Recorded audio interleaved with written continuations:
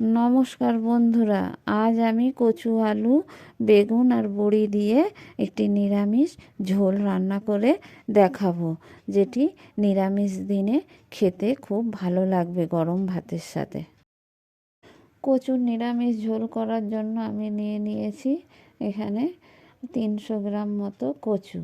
এই কচুগুলোকে অনেকে বলে গুঁড়ি কচু, আবার অনেকে বলে গাঁটি কচু, যে যেটা বলে ডাকে। কচুগুলো সরু সরু করে কেটে আমি খুব ভালো করে ধুয়ে নিয়েছি। আর নিয়েছি একটা আলু কেটে নিয়েছি, বেগুন কেটে ধুয়ে নিয়েছি, আর হাতে বানানো বিউলির ডালের বড়ি নিয়েছি। মশলা নিয়েছি শুকনো লঙ্কা, গোলমরিচ, ধনে, গোটা জিরে, আদা আর 2টো কাঁচা লঙ্কা। মশলাগুলো সব আমি শিলে ভালো করে বেটে নেব। কড়াইয়ে জল গরম করতে দিয়েছি। জল গরম হয়ে গেছে। কচুগুলো ভাপিয়ে নেওয়ার জন্য কচু দিয়েছি, দিয়ে লবণ দিয়ে দিলাম, দিয়ে কচুটা ভালো করে ভাপিয়ে নিতে হবে, যাতে কচুর লালা ভাবটা কেটে যায়।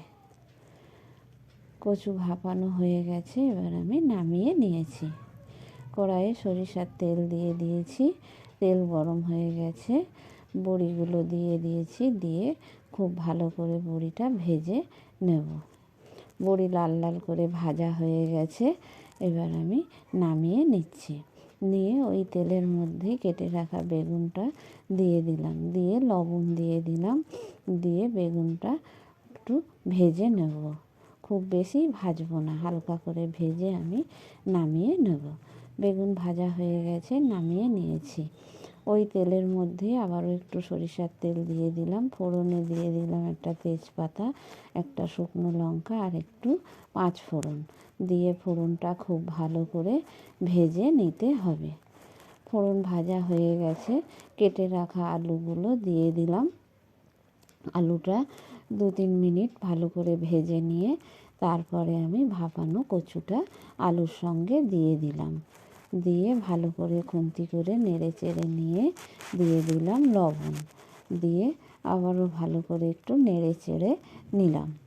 নিয়ে আমি কিছুক্ষণের জন্য ঢেকে দেব, যাতে কচু আর আলুটা ভাজা সেদ্ধ হয়ে যায়। কচু আর আলু ভাজা হয়ে গেছে, আর অর্ধেক সেদ্ধ হয়ে গেছে ভাজতে ভাজতে। এবার আমি দিয়ে দিলাম বেটে রাখা মশলাটা আর কালারের জন্য হলুদ, দিয়ে মশলাটা খুব ভালো করে কষিয়ে নিয়েছি। নিয়ে দিয়ে দিলাম মশলার জল, আর পরিমাণ মতো জলও দিয়ে দিলাম। দিয়ে খুব ভালো করে নেড়ে চেড়ে নিলাম খুন্তি দিয়ে। স্বাদ মতো লবণ দিয়ে দিলাম। দিয়ে এবার আমি ভালো করে নেড়ে চেড়ে নিয়ে ঝোলটা যখন ফুটে উঠবে দিয়ে দেব ভেজে রাখা বড়িটা। বড়ি দিয়ে আমি ভালো করে ঢেকে দেব। 5 মিনিটের মতো আমি ঢেকে দিলাম। ঢাকা খুলে নিয়েছি। এবার দিয়ে দিলাম ভেজে রাখা বেগুনটা, দিয়ে ভালো করে আবারও কিছুক্ষণ ফুটিয়ে নেব। নিয়ে দিয়ে দিলাম স্বাদ মতো চিনি, দিয়ে বেশ কিছুক্ষণ একটু রান্না করে নিয়ে আমি নামিয়ে নেব। কচু আলু বেগুনের ঝোল আমার রান্না হয়ে গেছে। দিয়ে দিয়েছি আমি গরম মশলা,